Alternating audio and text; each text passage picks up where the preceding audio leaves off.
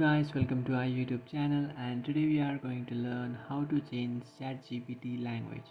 So let's get started. So if you want to change your ChatGPT's language, what you can do is just first of all you have to check if you have an updated version of ChatGPT.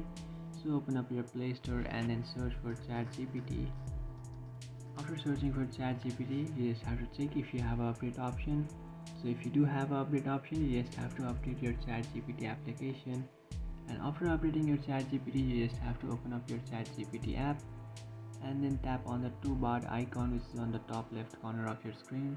And after tapping on the two bar icon, now what you can do is just tap on your profile which is on the bottom. And after tapping on your profile, now just scroll down.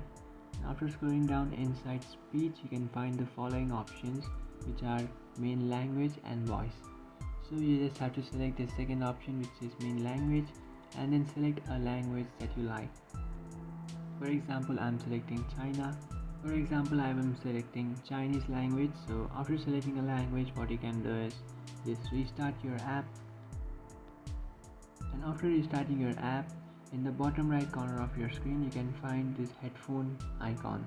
So just tap on that icon, and after tapping on that icon, you can ask anything that you like.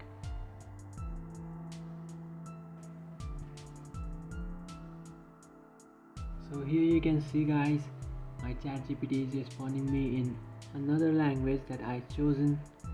So that is how you can change language in ChatGPT. You can also write a message in ChatGPT that respond in Chinese language or any language that you like, for example.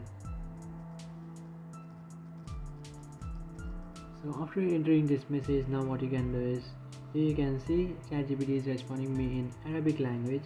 And by following the same steps, you can also change the language of ChatGPT.